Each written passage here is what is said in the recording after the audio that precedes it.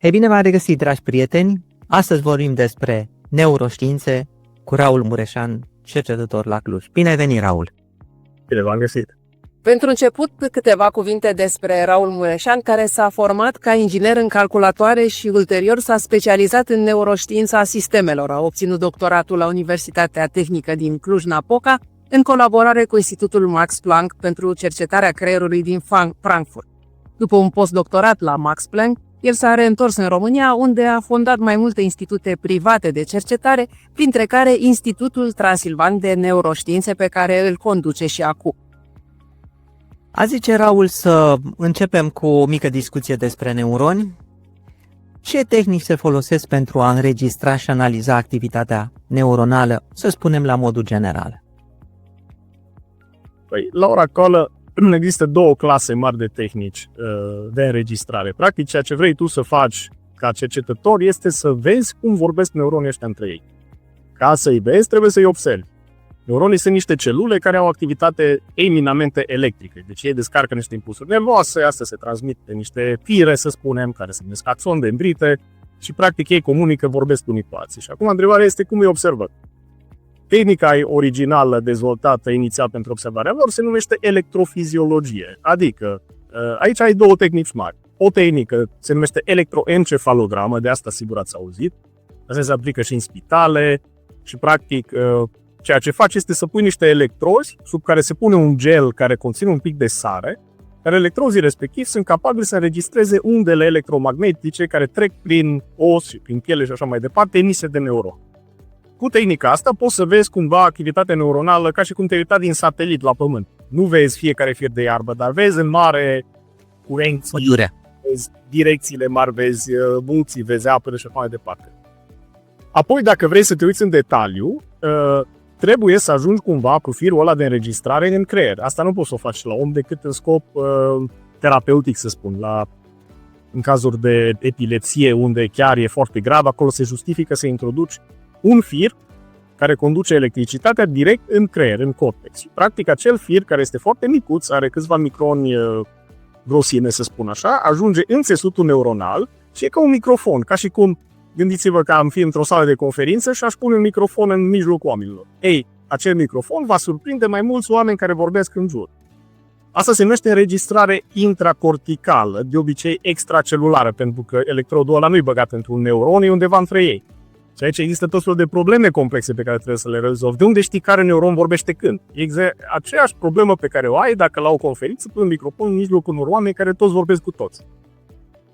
Deci asta e a doua tehnică mare și practic astea au fost tehnicile mari de înregistrare în mare parte din secolul 20. Mai târziu, oamenii au dezvoltat tehnici prin care poți să observi activitatea neuronilor cu microscopie. Deci practic pui creierul sub un microscop sau mă rog, ajungi cu un obiectiv micuț să vezi suprafața creierului și poți să modifici genetic celulele, fie să le injectezi cu un virus, în așa fel încât în celulă să apară așa se numește fluorofor. Este un material care e o proteină care e senzitivă la, să zicem, cantitatea de calciu care intră în celulă. Și cu cât celula e mai activă, cu atât e mai mare concentrația de fluorofor. Ceea ce face ca neuronii să vezi sub microscop, să vezi forma celulară, iar când se activează să vezi efectiv că se aprind. Sunt ca niște stele pe cer. Și asta se numește imagistică optică sau imagerie optică. Optical imaging în engleză, nu știu exact cum se traduce, dar este o metodă revoluționară și nouă, care spre o deosebire de tehnica de electrofiziologie unde ești orb. Deci ai introdus un electrod undeva între neuroni, dar nu știi unde ești. Îi auzi, știi că sunt activ, dar nu-i vezi. Cu imageria optică poți efectiv să-i vezi, poți să le vezi forma, poți să le vezi morfologia, poți să le vezi activitatea. Acum, fiecare tehnică din asta are avantaje și dezavantaje și ceea ce poți să faci cu electrofiziologia, să înregistrezi foarte, foarte rapid, nu poți să faci pe calea optică, unde calciul îți dă un semnal lent și atunci am avantajul în optical imaging că văd la rezoluție mare și pot să văd sute sau mii de celule simultan, dar văd activitatea lentă a lor, sau în partea aia cu electrozi pot să văd activitatea rapidă, dar sunt cumva pierduți. Și atunci noi ce facem este să combinăm multiple tehnici din astea și cam asta înseamnă neuroștiințele moderne. Și la Institutul Transilvan de Neuroștiințe, la ce întrebări încercați să răspundeți cu tehnicile astea moderne și dacă poți să ne spui și ce impact ar putea să aibă asta asupra noastră? Acum, noi inițial am fondat institutul pentru a face cercetare fundamentală. Adică, întrebarea primară pe care o adresează institutul este cum funcționează un creier normal și în special un creier sănătos. Cum vedem, cum auzim, cum gândim, care mecanisme mă fac pe mine să pot să-mi mișc așa mâna. Adică ce se întâmplă în creier? Acolo sunt niște neuroni care descarcă niște circuite, care calculează niște lucruri. Numai ca să vă dau un element foarte interesant. Deci noi cercetăm creierul de peste 100 de ani și încă nu știm cum codifică neuronii informație.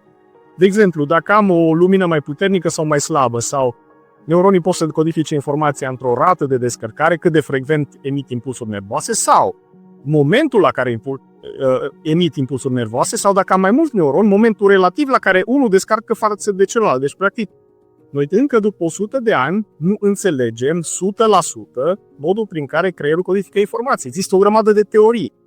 Probabil că sunt multe mecanisme, probabil că nici una dintre teorii nu e adevărată, toate împreună sunt adevărate. Și asta încercăm să descifrăm în mod primar la institut, să înțelegem chestiile fundamentale despre creier, cum funcționează, cum codifică informația, cum ne permite să gândim, să percepem și așa mai departe. Mai târziu, pentru că așa a venit și finanțarea și pentru că în direcția asta ne-au dus cercetările, am început să studiem și patologii. De exemplu, să lucrăm și pe boala Alzheimer sau pe schizofrenie. Deci, ceea ce e foarte interesant este că în momentul în care începi să înțelegi mecanisme fundamentale în creierul sănătos, asta îți permite să adresezi probleme în creierul care are probleme, pentru că înțelegi mecanismul, știi în ce șurubul să umbli, unde să cauți. Deci în loc să faci studii corelative, dau o substanță sau alta și văd ce se întâmplă, dar nu înțeleg de fapt mecanismul din spate, dacă înțelegi mecanismul e mult mai ușor să descoperi și să implementezi tratamente. Și a treia direcție mare pe care lucrăm, pentru că tot așa, mai mult din nevoie, dar și din curiozitate, eu vin din știința calculatoarelor. Și practic așa am ajuns să studiez neuroștiințe, fugind de inteligența artificială, văzând că inteligența artificială la acel moment, prin 2002, încă era mult rămasă în urmă și neuroștiințe înțelegeam lucruri mult mai bine. Ca dovadă, mai târziu, cam tot ce avem astăzi în AI se bazează pe tehnologii neuronale, care în 2002 vorbeam la facultate și la doctorat despre rețele neuronale, se uitau toți la mine ca la un ciudat. Acum toată lumea lucrează doar cu ele după 20 și ceva de ani.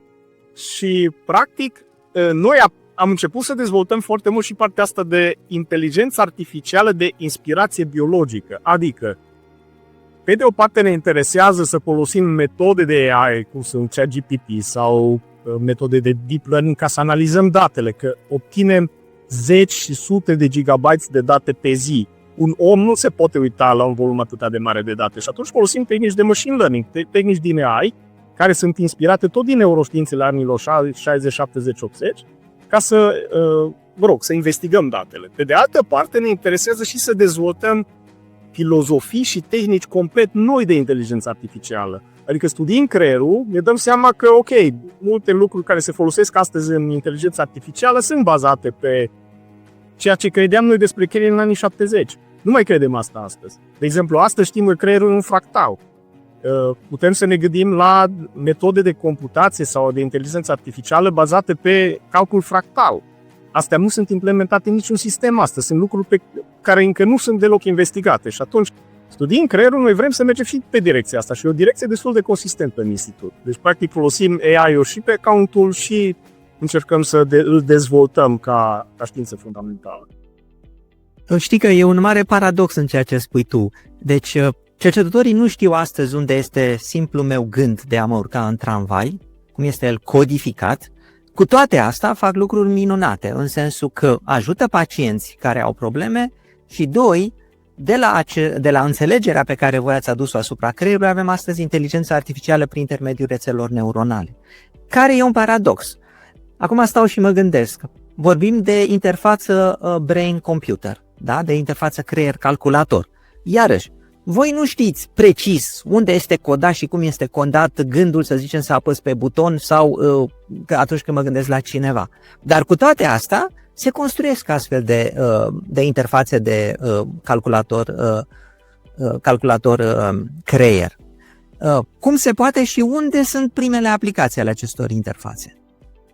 Da, asta e o întrebare foarte bună și tot tipul dau următorul exemplu. Când eram prin 2005-2006 la Max Planck la Frankfurt, am cunoscut pe unul dintre pionierii interfețelor creier-mașină, Eberhard Fetz. El lucra la vremea aia, prin anii 70, lucra cu maimuțe care aveau un implant cerebral, un microelectrod și practic maimuța trebuia să învețe să controleze un braț robotic care să-i aducă o banană, de exemplu. Și Fetz mi-a spus următorul lucru pe care mi l-au confirmat după aia cam toți oamenii din domeniul cu care am vorbit și mi-a zis așa: e aproape imposibil să citești ce vrea să facă creierul. E mult mai ușor să antrenezi creierul să controleze interfața. Deci în loc să înveți să citești creierul, mai bine învață creierul să controleze robotul. Și practic asta e cheia succesului. Toate interfețele creier-mașină pe care le avem astăzi nu ne citesc gândurile. Sunt niște interfețe pe care creierul învață să le controleze. Asta e mult mai ușor. Creierul se poate adapta. Și câteodată chiar inconștient. Noi, de exemplu, am dezvoltat în ultimii ani o interfață creier-mașină care e bazată pe niște frecvențe înalte din creier, oscilații rapide, se numesc gamma. Problema cu oscilațiile astea sunt că, exact ca în muzică, da? Dacă vecinul ascultă muzică dincolo, în celălalt apartament, aud bașii, dar nu aud înaltele, pentru că peretele înfiltrează înaltele. Noi vrem să capturăm înaltele, pentru că acolo e frecvența care conține multe informații. Exact ca în radio. În radio ai AM, deci Amplitude Modulation, stilul vechi de radio, dar dacă vrei să te duci pe stereo, ai nevoie de FM, Frequency Modulation, și alea sunt frecvențe mai înalte. Ori frecvențele înalte nu trec de os, trec foarte greu de os. Și secretul pe care noi l-am descoperit a fost, pe care l-am și patentat în SUA și în Europa, ca să învățăm creierul să producă oscilații rapide atât de puternice cât să treacă prin os. Deci în loc să citesc eu creierul, mai bine îl învăț pe el ce să facă cu interfața. Și ăsta e secretul. Și până la urmă, cam toate interfețele pe care le avem astăzi și care sunt funcționale și utile pentru paralizați, pentru oameni cu diverse probleme, se bazează exact pe tehnica asta de a antrena creierul. Asta se mai numește neurofeedback. Ce înseamnă pe scurt? Deci eu pot să înregistrez activitatea creierului, de exemplu, cu EEG, da?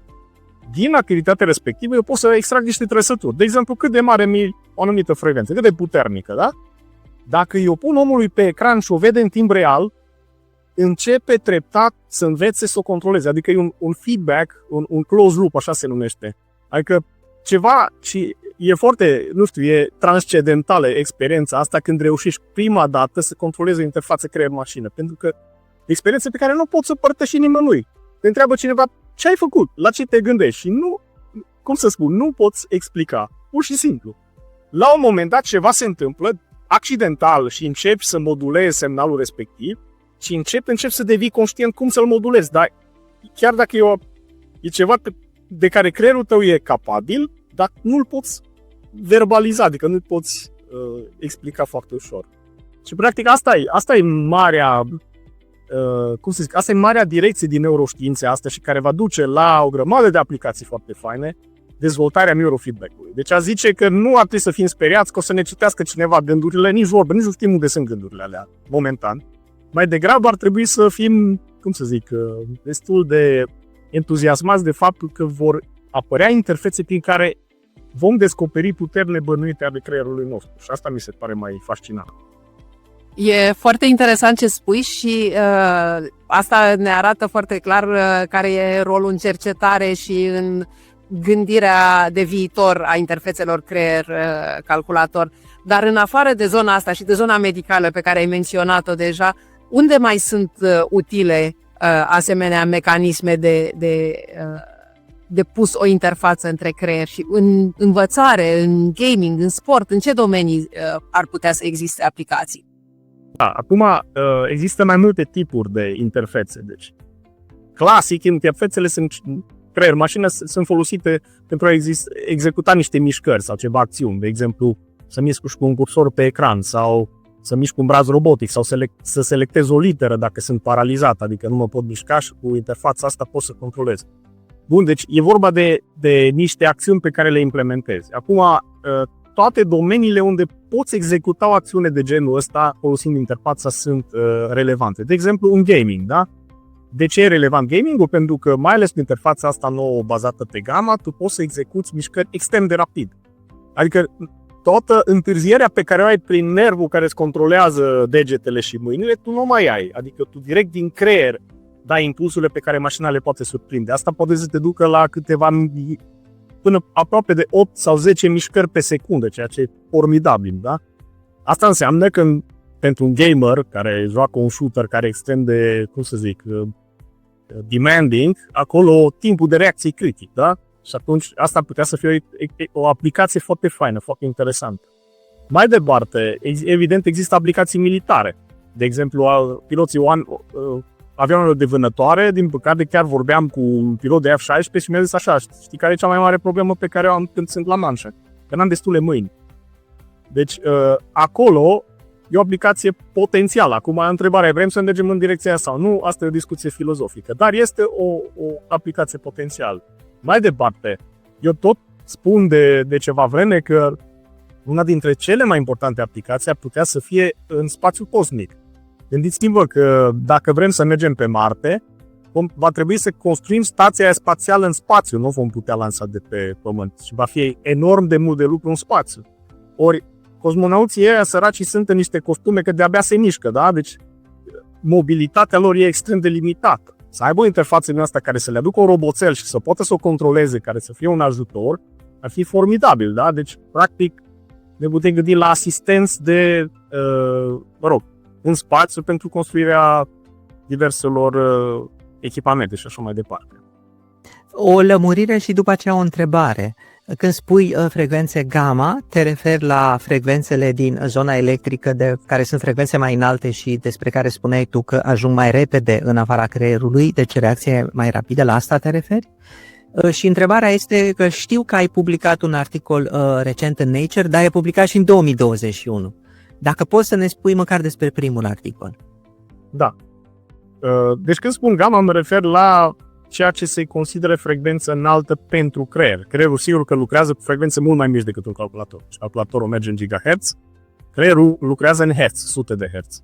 Gamma e undeva între 30 și 150 de hertz și practic e considerată frecvență înaltă pentru modul în care funcționează neuronii. Și, bun, cum vă spuneam, oscilația asta gamma e fascinantă. De ce? Lumea știe de gamma de foarte mult timp. Gamma este produs de creier atunci când suntem extrem de concentrați, când gândim. Chiar și în percepție, chiar și în control muscular. Lucrurile astea se știu de vreo 50 de ani. Problema cu gamma este că e ca o bucată de săpun. Tot timpul îți alunecă dintre degete. De ce?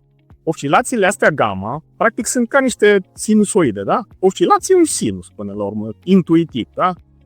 Bun. Oscilațiile astea în creier apar tot timpul. Deci cu cât suntem mai alerți, mai treși, cu atât ne ducem mai mult înspre frecvențe înalte, spre gamma, cu cât suntem mai adormiți, chiar când mergem în somn, cu atât frecvențele noastre încetină. Exact ca la un calculator. Un calculator, când este în în eco mode, în eco power mode, își încetinește frecvența, da? Cu cât, în schimb, vreau să-l turez mai tare, cu atâta frecvența lui crește. Așa se întâmplă și la oameni. Când mergem în zona de somn, avem oscilații foarte lente, 0-1 Hz și așa mai departe. Pe măsură ce ne trezim, intrăm în delta, mai departe, care e undeva pe la 4 Hz, după care urcăm undeva în alfa, undeva la 10 Hz și după aia intrăm în beta-gamma când venim activi, suntem în percepție și așa mai departe. Deci, frecvența are legătură cu procesarea corticală, cu ce face creierul. Și acum, care e problema cu gamma? Gamma este un ritm misterios. El apare, de exemplu, în meditație.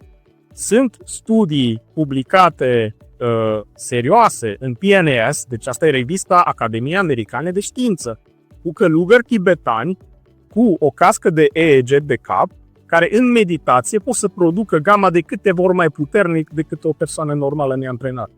Deci, și există tehnici de concentrare și de focusare. De exemplu, tehnica mușurorului de furnici. Acum divaghez un pic. Gândește că ai un mușuroi de termite.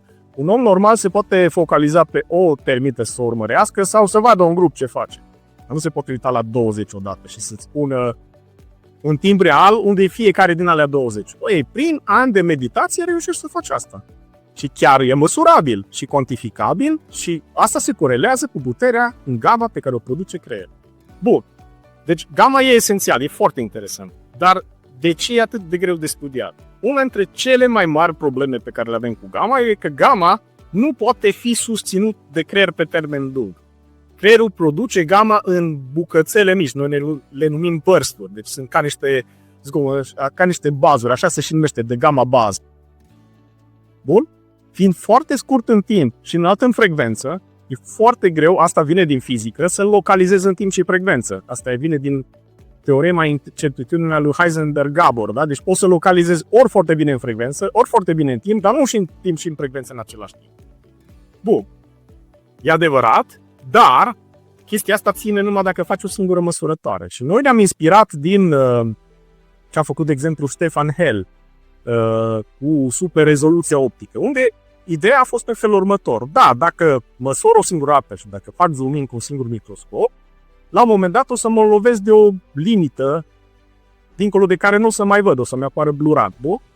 Ce-ar fi să nu măsor o singură dată, să măsor de mai multe ori, din mai multe unghiuri și chiar să perturb și după aia să iau măsurătorile astea și să le combin în ceva care e mult mai clar decât toate măsurătorile individuale.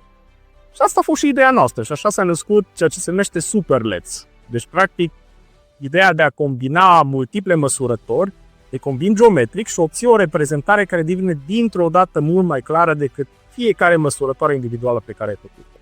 Ei, și cu tehnica asta, pentru prima dată am reușit să punem în evidență în EEG enorm de multe evenimente din astea gamma pe care nicio tehnică tradițională nu le vede. Și Ce înseamnă să le măsori geometric? Să le măsori în mai multe locații sau tot așa una după cealaltă și după aceea să recombini? nu, în cazul de față le combin geometric, deci le măsori individual, după care calculez media geometrică. Și aici e o teorie întreagă din teoria informației. Dacă am, hai să zicem că am 10 poze, da? Ca să o facem cât mai intuitiv de înțeles. Și toate Și într-o poză măsori gamma pe tot creierul sau într-o singură zonă și într-o altă zonă un alt gamma și aici un alt gamma? În cazul de față am un semnal dintr-o zonă pe unele Numai o singură zonă. un interval de timp, da? Deci fac o poză ca să fie simplu, fac o poză cu telefon. Poza asta e blurată, bun? Mai fac o poză un pic din altă unghi cu telefonul și asta e blurată. Fac 10 poze. Ei, astea 10 poze le pot combina într-un mod, asta se numește combinație geometrică, se mai numește minimum mean cross entropy. Întrebarea e așa, care e poza pe care eu pot să o calculez, care e cea mai apropiată de toate 10 din punct de vedere informațional în același timp? Și asta e media geometrică a pozelor. Eu am folosit o tehnică asemănătoare cu Registack când am făcut un video la planeta Jupiter și fiecare frame era destul de neclar. Și Registack-ul mi-a combinat toate frame-urile și mi-a dat marea pată roșie. Pentru că a găsit într-adevăr, cum zici tu, media geometrică care este relevantă în toate imaginile. Da. Ce e interesant e că asta inițial am descoperit-o intuitiv, adică exista ceva făcut mai de mult, nu exact pe ce lucram noi, dar nu știam de articolul respectiv, că n-am avut tangență cu el. Și pur și simplu intuitiv ne-am venit la chestia asta și chiar ne-am certat rău în institut. Nu, acolo trebuie să se conserve energia, era o întreagă nebunie, o săptămână ne-am păruit. Până când ne-am dat seama că ideea asta s-ar putea chiar să funcționeze. Și după aceea ne-am luptat aproape 2 ani să publicăm articolul. A fost o luptă destul de dificilă cu un editor care nu a acceptat nici măcar demonstrații matematice, până când am adus un al 4-lea. Și acum metoda este foarte utilizată în procesarea de semnal și deja are peste 200 de citări. Am văzut că se utilizează în oceanografie, se utilizează pentru identificarea vocalizărilor balenelor din ocean. Se utilizează în India pentru a prezice când urmează să cadă liniile de tensiune, că înainte de asta apare un burst oscilatoriu. Se utilizează și în interfețele astea metal pulbere în material science. Se folosesc, de exemplu, ca să proiecteze motoare diesel. Deci și practic se uită la oscilația din candela de ardere. Efectiv, o tehnică simplă, intuitivă, care a fost făcută ca să găsim oscilațiile alea micuțe, particulele alea micuțe care se emise de creier, să zicem, gamma, dar mai folosit în toate domeniile științei, sunt foarte multe domenii. Și asta e cea mai mare satisfacție pentru un cercetător, că n-ai făcut o chestie numai de nișe, ceva care chiar ajută lumea. Eu mă gândeam acum la semnalul pulsatoriu al inimii. Poți să-l folosești acolo? Adică semnalul e liniar, ai bătăile inimii și, cum zici tu, faci o medie geometrică să cauți ceva interesant. Da, și se folosește deja, sunt multe articole exact pe EKG și se folosește machine learning cu superlets ca să clasifice tot felul de patologii, să prezică că urmează să ia un infarct peste 2 săptămâni. Deci sunt deja tot felul de aplicații interesante. De-aia spun că mi se pare câteodată că ideile simple și intuitive pe care le visezi noaptea cumva și te trezești dimineața, n-ar putea să fie așa, ar putea să schimbe domenii întregi, pur și simplu. Și asta mi se pare fascinant despre știință, puterea asta simplității. Și pentru că vorbeai de aplicații, în aprilie 2024 ai prezentat la Cluj o cască EEG portabilă. E o aplicație a acestui mod de calcul, nu? În ce mod un asemenea dispozitiv care e ușor de pus pe cap poate să facă viața mai bună oamenilor simpli? Da, acolo discutăm chiar de o aplicație pe care vrem să o ducem în industrie. Acum chiar am fondat un startup, deja suntem foarte aproape să scoatem primul produs pe piață, probabil undeva în toamnă sau în iarnă. Și segmentul inițial căruia ne adresăm este segmentul de gaming, de entertainment. De ce? Pentru partea medicală, dacă vrei să creezi un dispozitiv medical, trebuie să treci prin niște certificări și niște aprobări care durează ani de zile. Și sunt și foarte costisitoare. Și atunci, cel mai simplu este să faci un dispozitiv pentru entertainment, să te distrezi acasă, adică nu îl folosești ca să pui vreun diagnostic sau să te legi de patologii. Începi cu ceva simplu și mai târziu, sigur că asta se poate ramifica în tot felul de alte aplicații. Cum spuneam, deși aici vorbim de gamma, pe viitor putem să gândim interfețe pentru training cu neurofeedback. Și asta putea să fie util, de exemplu, dar sigur, asta fiind domenii medicale, aici ai nevoie de studii clinice întreagă, deci de la idee sau de la prototip până la produsul funcțional, ai nevoie de câțiva ani. De exemplu, există foarte mulți oameni, din păcate, în vârstă, care au atac cerebral, da, stroke, și acolo se distrug niște circuite neuronale. Unele se refac parțial, altele deloc. Și în contextul ăsta, neurofeedback-ul, deci practic să înveți să-și reantreneze circuitele din creier, văzându-și gama propriu pe care îl produc, ar putea să fie foarte util, foarte interesant pentru reconfigurarea circuitelor, în așa fel încât să ai mecanisme compensatorii, să scoți din paralizie sau din, alte stări mai nasoale un pacient. Deci există o grămadă de aplicații în general ale neurofeedback-ului. Acum, punctual, ne concentrăm pe o chestie de nișă, micuță, în început, o aplicație directă a unei tehnologii validate în laborator și o să vedem cum mergem. Tocmai s-a terminat școala de vară TENS de la voi de acolo, de la Cluj. Spune-ne câteva cuvinte despre ea. Da, școala asta de vară e pentru noi inspirație, cumva. A fost chiar, dacă mă credeți, a fost chiar inspirația pentru fondarea Institutului de Neuroștiințe. Deci, practic, școala asta de vară ce este? Școala a început în 2012. De fapt, inițial a plecat de la o întâlnire între Florin Albeanu și mine la o conferință de la București, care era organizată pentru a aduce împreună diaspora românească cu cercetătorii din țară. Și Florin venea de la Cold Spring Harbor Laboratory din New York, unde era cea mai faimoasă școală de vară de neuroștiințe experimentale, în care, practic, studenți și doctoranți și postdoctoranți învață ultimele tehnici de înregistrare ale creierului, deci tot ce este mai nou și mai cutting edge. Și practic aici discutăm de imagerie optică, ce v-am povestit la începutul discuției, în care folosești microscopie și lasere ca să scanezi în creier și să vezi cum pulsează și descarcă neuronii și cum sunt conectați, până la electrofiziologie, până la comportament și practic construiești, înveți pe studenți că dacă le dai un dulap cu șuruburi și cu lentile și cu câteva părți optomecanice, ei trebuie să știe să construiască un microscop de la zero. Deci atunci când termină școala de vară, ei sunt capabili să-și construiască singuri laboratoarele, inclusiv echipamente extrem de complexe.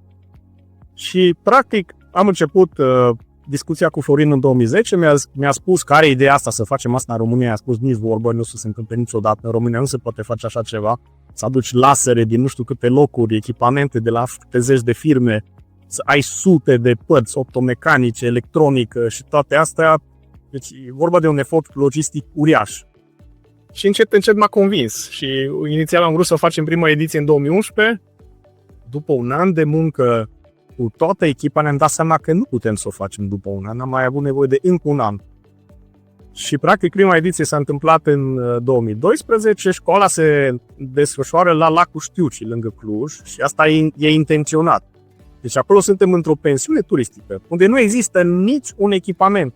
Nu există. Deci toate școlile de vară pe care le știu, sau majoritatea, se desfășoară în institute de cercetare. Deci dacă ceva nu funcționează în laboratorul unde testează studenții, se duc în laboratorul vecin, că acolo este un microscop funcțional și testează pe ăla. Ei, la noi este lacul, nu ai unde să te duci.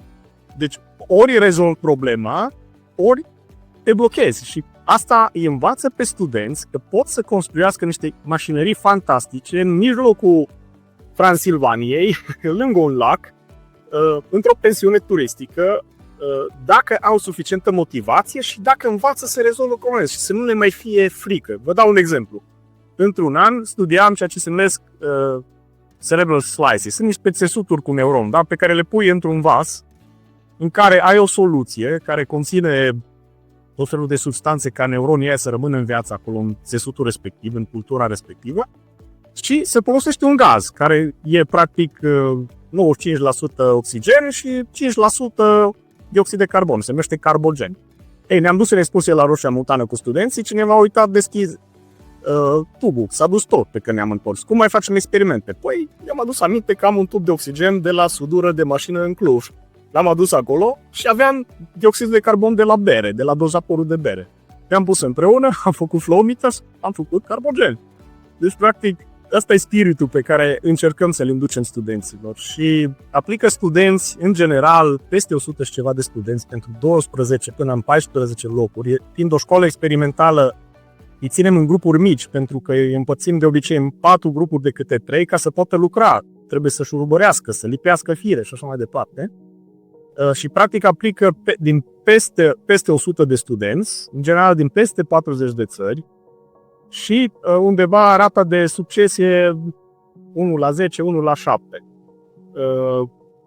În timp au venit studenți din toată lumea, deci pentru 12-14 studenți avem 20 de profesori care predau și încă vreo 20-25 de asistenți de predare care învață în laboratoare cum să meșterească, deci cum să construiască acele microscope. Raul, care este descoperirea sau invenția din domeniul neuroștiințelor din ultimii ani care te entuziasmează cel mai mult? Și ce impact real ar putea avea în viitor? Da, aici spune că sunt două care mă se par foarte interesante. O descoperire, cum să spun, mai degrabă dedicată nouă cercetătorilor, ca instrument. Deci, cum vă spuneam, cu imageria asta optică sau imagistica asta optică poți să vezi neuroni, poți să vezi mii sau chiar zeci de mii de neuroni. Cheia descifrării creierului este să putem observa cât mai mulți neuroni simultan. Da? Bun, deci cu electrofiziologie in vivo pot să văd câteva zeci, sute. Ar trebui să văd câteva zeci de mii sau milioane și să pot să-i cuantific ca să pot să înțeleg ce face acel circuit. Bun, și acum este o tehnică nouă, foarte nouă, care încă nu este perfectată, dar care, dacă va reuși, cred că va revoluționa domeniul, este așa numită utilizare a voltage sensitive dyes. Astea sunt niște substanțe care sunt senzitive la voltaj, la tensiunea la care se află neuronul. Și practic, odată perfectată tehnica asta, o să poți să vezi neuronii cum se aprind și se sting cu viteza cu care îl vezi în spectru electric. Și în momentul ăla ai acces pe bune la întreg circuitul neuronal și poți să-l vezi în toată splendoarea lui. Și cred că perfectarea acestei tehnici va aduce o revoluție fantastică. Suntem probabil la câțiva ani distanță. Problema cu aceste substanțe este că nu e nici suficientă lumină și că e interferența prea mare cu zgomotul, dar se lucrează pentru perfectarea acestei tehnici.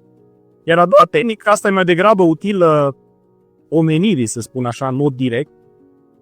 Nu știu dacă ați auzit, dar este o tehnică nouă pentru tratarea și prevenirea bolii Alzheimer. Se numește GENUS.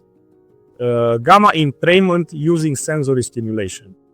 Se bazează exact pe observația că dacă reușești să duci creierul în banda gamma, să-l stimuleze în așa fel încât să oscileze în gamma. Asta conduce automat la o cură. Deci, ce se întâmplă în Alzheimer, ca să mergem un pas înapoi? Alzheimerul este, de fapt, o boală neurovasculară. Nu este o boală a neuronilor. Este o problemă majoră pentru că ceea ce se întâmplă în creier este că în timp, și odată cu îmbătrânirea, creierul, activitatea asta neuronală produce deșeuri, da? Ca orice proces metabolic. Multe din deșeurile astea sunt toxice dacă se acumulează, cum sunt proteinele tau, de exemplu. În creier există niște mecanisme de curățare, da? Deci sistemul neurovascular și așa mai departe, plus celule gliale de suport, sunt ca niște femei de serviciu. Alea trebuie să curețe rezidurile și să le scoată, să le pună în sânge, alea să ducă ridic și scape ele, da? Ori în creierul cu Alzheimer, de fapt nu neuronii sunt cei care sunt defecți, ci sistemul de curățare a creierului. Asta face ca în țesutul neuronal să se acumuleze niște proteine toxice care sufocă efectiv celulele și le fac să moară. Din cauza asta creierul se degenerează, țesutul se subțiază, sunt o grămadă de zone care dispar. Și asta duce în timp, sigur, la ceea ce știm noi, patologia Alzheimer. Problema mare este că procesul ăsta apare în momentul în care, sau când apare deja procesul ăsta de degenerare, durează ani de zile până când ai primele simptome. De-aia nici nu știi că l-ai de fapt. Pentru că creierul compensează.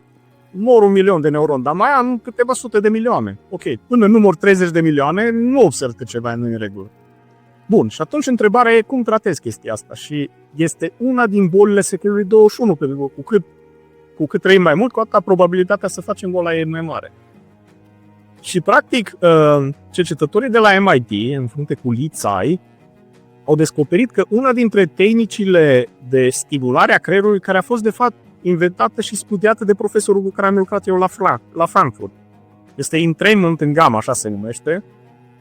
Profesorul meu a publicat chestia asta prin anii 80 la sfârșit. Practic el studia să vadă dacă poți să produci oscilații gamma în creier, folosind lumină, stroboscop. Toți am fost, poate, când eram tineri în discotecă și erau luminile alea care flash-uiau.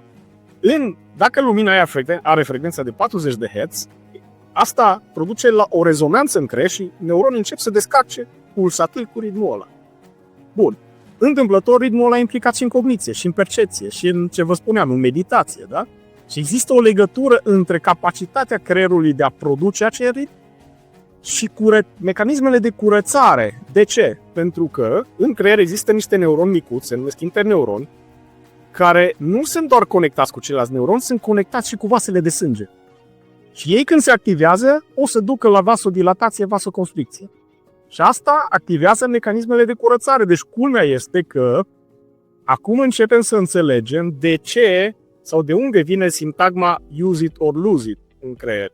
De ce oamenii care au activitate intelectuală mai intensă și sunt profesori universitari, oameni de știință, au probabilitate mai mică să facă Alzheimer. Pentru că își produc mai mult gamma, care gamma contribuie la curățarea creierului. Și acum înțeleg. Deci noi chiar am publicat un articol de review anul trecut în eLife pe tema asta, în care propunem o ipoteză complet nouă. Se numește Gamer, care spune că, ok, Alzheimer e o boală produsă de deficiența asta, dar nu cumva deficiența asta e produsă de incapacitatea creierului de a produce suficiente oscilații gamma. Și că de fapt de acolo vine problema. Ei, și cei de la MIT ce au arătat? Că au luat mai mulți. Inițial faci chestia asta pe licee. Acum se validează pe cel mai mare studiu clinic din Statele Unite, tehnica asta de stimulare. Ce au observat? Că dacă am două grupe de șoricei și ăștia pot să-i modifici genetic în așa fel încât să dezvolte Alzheimer sau, o boală apropiată de Alzheimer, pe jumătate dintre ei sau celor, 50% le-au administrat un flicker din ăsta de lumină câte o oră pe zi timp de o săptămână. După ce s-au uitat în creierul lor, cei care au primit lumina și au primit creierul lor a intrat în gamma, țesuturile s-au curățat aproape incredibil, comparativ cu cei care n-au primit acest tratament. Și acum încercăm să transferăm, sau deja în Statele Unite există chiar și un startup, cognitoterapeutic se numește, care încearcă acum să studieze pe sute sau mii de oameni, să facă un studiu clinic mare și să arate că, de fapt, poți să folosești terapia asta nu doar ca să tratezi, pentru că în momentul în care tu deja ai simptome, deja creierul tău deja e Schweizer, să spun așa, da? Tu trebuie să ne ajungi acolo. Dar știm că Alzheimer are și o componentă genetică. Ai avut pe cineva cu Alzheimer în familie, un bunic sau un părinte și așa mai departe, tu poți să începi preventiv să faci terapia asta și care e posibil chiar să te ajute să nu mai faci niciodată Alzheimer. Iar în cei cu stadii medii, poți să o stabilizezi, să nu mai evolueze. La cei cu stadii avansate nu mai e ce să faci, că neuronii sunt pierduți, adică nu mai ai cum să reconstruiești. Și asta mi se pare ceva care va schimba sau va revoluționa tratamente de... Și asta vine iară din gama, din studii fundamentale despre cum funcționează neuronii, cum comunică, despre oscilațiile gamma care apar în meditație, în gândire. Și dacă ar fi să alegi o inovație care ar putea să schimbe radical felul în care societatea, noi înțelegem creierul, care ar fi aceea? Mai ales în viitor să schimbe această înțelegere. Da, cum spuneam, la nivel de tehnică, imageria optică cu voltage sensitive dyes ar fi tehnica pe care văd eu că are potențial să revoluționeze lumea. La nivel social, ce să spun, cred că impactul cel mai rapid va veni din interfețele creier-mașină. De ce? Pentru că încep să devină tot mai populare. Există companii tot mai multe care produc interfețe creier-mașină, însă există două tipuri mari. Deci ceea ce are Elon Musk, de exemplu, cu Neuralink, și el nu e un pionier aici, trebuie să spunem pe ceea ce a făcut. El a reinventat apa caldă. Deci ce face Neuralink, deja noi facem de 50 de ani, sigur că facem în animale și așa mai departe, și există deja companii care o fac în om de mult timp. Acelea sunt studii invazive. Deci acolo trebuie să introduci un electrod direct în creier. Și asta nu poți să o faci decât pe o piață, pe un segment foarte limitat. Deci poți să o faci pe un pacient care e tetraplegic, să zicem, e paralizat complet de la gât în jos. Există o justificare terapeutică să o faci, dar chiar și acolo sunt probleme tehnice care nu sunt rezolvate astăzi. Și cea mai mare problemă este că dacă introduci o sârmă în creier, creierul recunoaște ca fiind corp străin. Și în maxim 3 luni îl izolează. Ceea ce înseamnă că tu nu vei mai avea semnal pe acel electrod. Și asta nu se poate rezolva. Au încercat unii cu nanotuburi de carbon. Încă nu avem tehnologie pentru așa ceva. Deci astea sunt niște jucării pe termen scurt în care, arătăm chestii extraordinare, că am implantat un paralizat, care, da, se va juca 3 luni, după care trebuie să scot implantul, că nu mai are valoare, trebuie să reimplantezi. Și acolo sunt probleme extrem de mari. Creierul e foarte senzitiv la infecții. Deci, încă protezele astea invazive nu cred că au șanse să ocupe un segment semnificativ în piață. În schimb, interfețele astea alte, bazate pe EEG, mai nou există inclusiv pe MIRS, deci pe acolo o registrezi cu lumină, semn foton care iasă din creier, deci poți să stimulezi în infraroșu și să înregistrezi fluxul de sânge într-o anumită zonă. Se numește Near Infrared Spectroscopy. Mai nou, chiar este un articol care e foarte nou, cred că de vreo 2 săptămâni, se pare că există fotoni emiși spontan de neuroni prin activitatea lor electrică, nu știu exact fizic ce se întâmplă acolo, și poți să-i captezi cu niște senzori foarte, foarte sensibili de lumină, cu photon multiplier tubes, asta folosești de fapt, PMTs. Și au arătat cu EEG și cu PMTs în paralel că poți optic să surprinzi fotonii care scapă din creier emiși de creier. Vor fi tot felul de tehnici noi și cred că tehnicile astea non-invazive, împreună cu dezvoltarea interfețelor creier-mașină și a neurofeedback-ului, vor deveni mult mai populare decât alte descoperiri. Și aici văd eu mult potențial în anii următori. Aș pune o ultimă întrebare de lămurire și după aceea eventual să te gândești dacă e ceva ce vrei să te întrebi și să te întrebăm și nu te-am întrebat. Întrebarea de lămurire e așa, în aceste procese de imagistică, da, bănuiesc că este cu lumină infraroșie, în așa fel să fie absorbția mai mică, dar atunci când faci imagistică din afara creierului, în interiorul creierului cu infraroșu, care este rezoluția pixelului? Cât de mare este el în milimetri? Da, în el de obicei se pune o bandă frontală, aici o să destul de subțire, și se înregistrează din zona asta și practic prinzi ceea ce înregistrezi de fapt este gradul de oxigenare al sângelui. Într-un fel e similar cu ceea ce înregistrează rezonanța magnetică nucleară funcțională, adică BOL signal, Blood Oxygenation Level Signal. Deci semnalul ăsta BOL îl înregistrezi și cu spectroscopia în infraroșii și practic față de fMRI ai o rezoluție mult, mult mai slabă. Ceea ce vezi tu sunt patch-uri de centimetri de cortex, practic. Deci nu ai o rezoluție spațială foarte bună, în schimb e foarte ieftin. Adică un aparat de ăsta mirs costă câteva zeci de dolari, mă rog, poți să-l construiești. Sau dacă e aparat științific, hai să zic sute sau câteva mii de dolari, comparativ cu un fMRI care costă milioane de dolari. Asta pentru că lumina se împrăștie. Este ceva ce vrei să te întrebăm și nu te-am întrebat? În întrebare, nu știu, poate să discutăm un pic de cercetarea din România, despre... Absolut. Chiar și în cercetare privată. Ești unul dintre puțini în cercetare privată, spune Ada. Voiam să spun dacă e ceva la care lucrezi acum în mod special, care te entuziasmează și ai vrea să ne povestești? Da, sunt foarte multe lucruri acum, nu știu cu care aș începe, că ar dura încă 2 ore, probabil. Dar uite, hai să vă spun un proiect foarte interesant pe care îl implementăm acum și ca să vedeți tot așa cum se întâmplă lucrurile în știință, câteodată din întâmplare. Există o dogmă în neuroștiințe, o dogmă de peste 100 de ani de când studiem creierul. Deci, în mod normal, neuronii ăștia descarcă impulsuri nervoase. Și impulsurile astea arată așa ca un vârf de undă, se numesc spikes în engleză, da?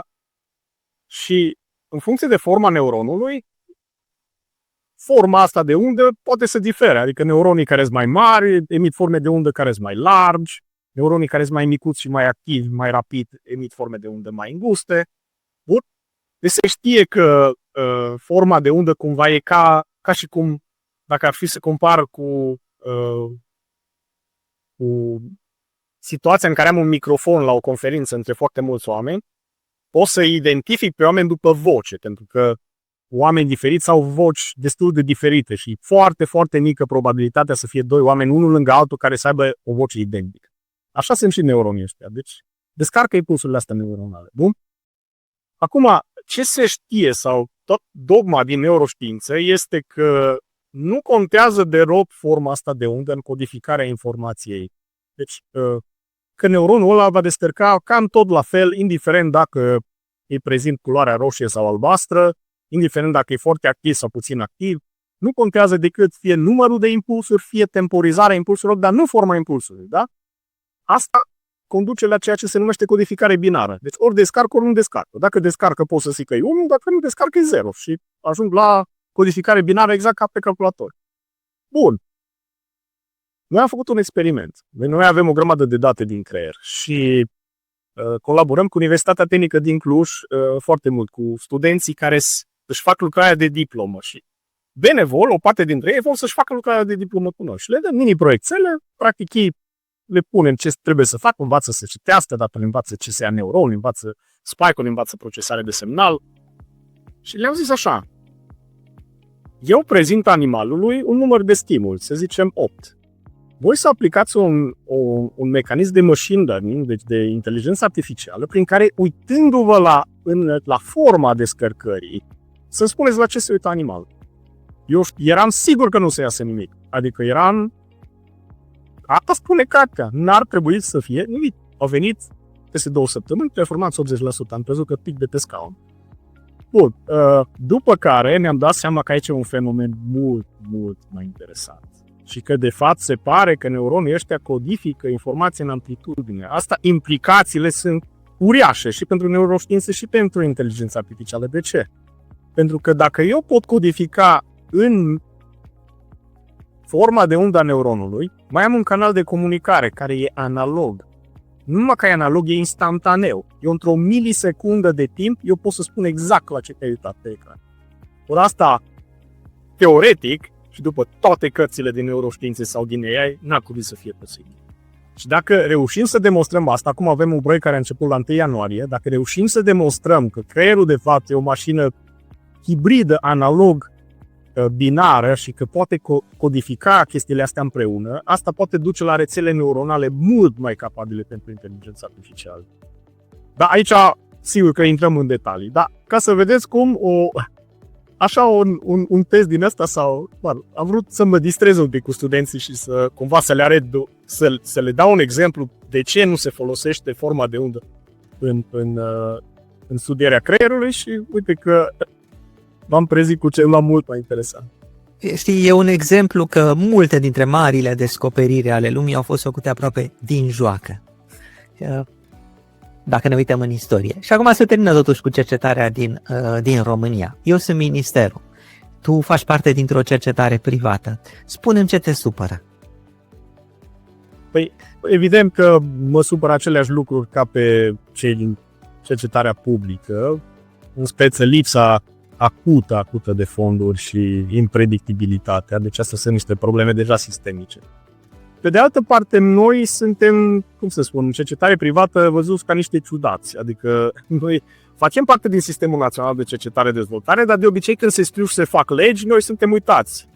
De exemplu, din păcate, în ultimii 2 ani, 2023-2024, au ieșit niște legi care pur și simplu uită că există și organizații de cercetare private, vin cu o birocrație excesivă pe care statul are dreptul să o impună INCD-urilor, că INCD-urile sunt instituții publice conduse și finanțate de stat. Dar tu nu poți să vii, de exemplu, ca stat, să organizezi un institut privat în organizarea lui internă, că nu-l finanțezi, nu e al tău, adică ține de spațiu privat. Ceea ce chiar acum trecem, adică ne-am înscris și noi la un proces de evaluare instituțională acum cu evaluarea asta a institutelor din România, tocmai pentru că cineva a strecurat un articol într-o lege în care scria că dacă nu soliciți să fie evaluat, nu mai ai dreptul să aplici la granturi de cercetare. Deși nu are niciun sens să pui asta într-o lege, într-o anexă, fără să nici măcar să menționezi PNCDI în antetul legii. Deci, practic, sunt tot felul de șocurile băgate în lege în ultimii ani care ne fac cercetarea tot mai grea. Modelul ăsta privat, de fapt, ce presupune? Presupune birocrație minimală. Presupune să nu există ierarhii, tone de hârtii plimbate între departamente, presupune să ai o administrație foarte suplă, să poți să faci o achiziție dacă mâine ai nevoie de un reactiv, să-l comanzi acum și mâine să-ți fie la poartă, dacă ai nevoie de un echipament. Și asta îți permite să faci în cercetarea privată. Bun? Mai mult, noi, de când existăm la TINS, deci din 2018, peste 75% din finanțarea institutului vine din afara României. Deci, dacă calculezi contribuțiile la salarii și așa mai departe, noi dăm statului mult mai mult decât ne dă statul nou prin granturile naționale pe care le primim. Și cu toate astea, în legi se bagă tot felul de jocurle. Trebuie să mă apuc să fac nu știu câte consilii, alea consilii peste consilii, cu o comisie de etică pe care o ai. Dar eu zic așa, dau un exemplu.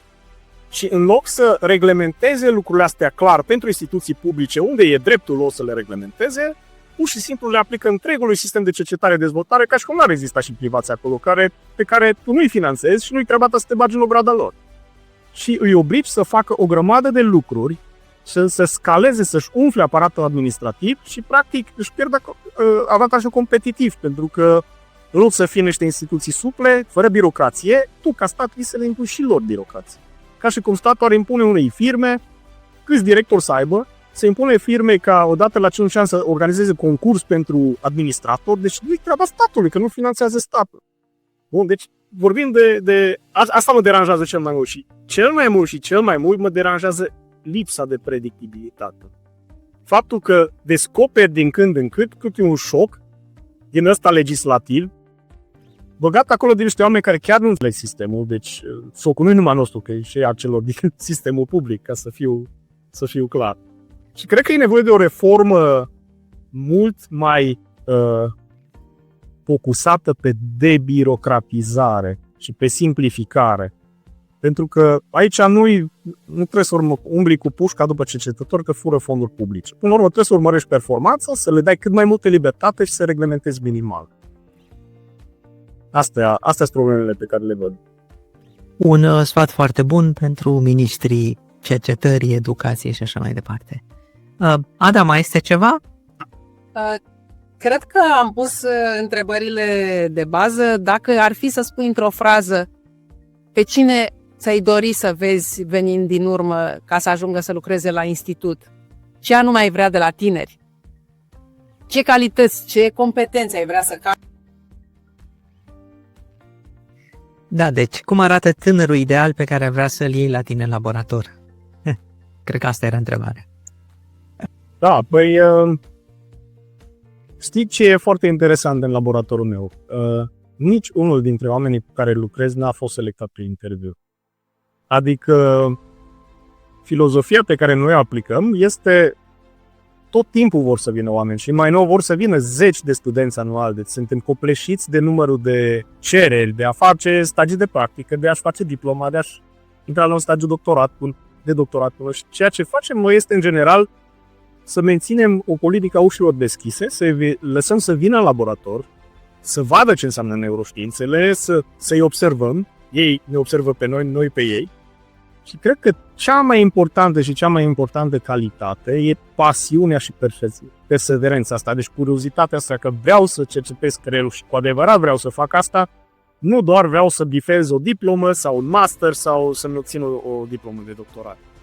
Și toate celelalte lucruri derivă din asta. Deci, oamenii care au rămas în timp la institut și s-au sedimentat, au rămas pentru că erau exact genul ăsta de oameni care vor să studieze creierul din pasiune, din curiozitate, vor să afle cum funcționează. Și este adevărat că în ultimii ani am văzut tot mai puțini oameni interesați de asta, tot mai mulți studenții sunt interesați de câștiguri rapide, foarte mult orientați pe partea materială, mai puțin pe partea asta idealistă de a studia și a înțelege și a descoperi. Dar văd și redresări, deci cumva sunt niște oscilații în sistem și parcă în ultimii 2 ani a început să se redreseze treaba. Deci asta aștept de la următoarea generație, să vrea să facă neuroștiințe pentru că nu pot altfel, pentru că vor să vadă și să înțeleagă creierul, pentru că atunci când aud neuronii cum descarcă, îi se face pielea de găină pe mână. Asta vreau de la următoarea generație. Vor să vadă și să înțeleagă creierul, pentru că atunci când aud neuronii cum descarcă, îi se face pielea de găină pe mână. Asta vreau de la următoarea generație.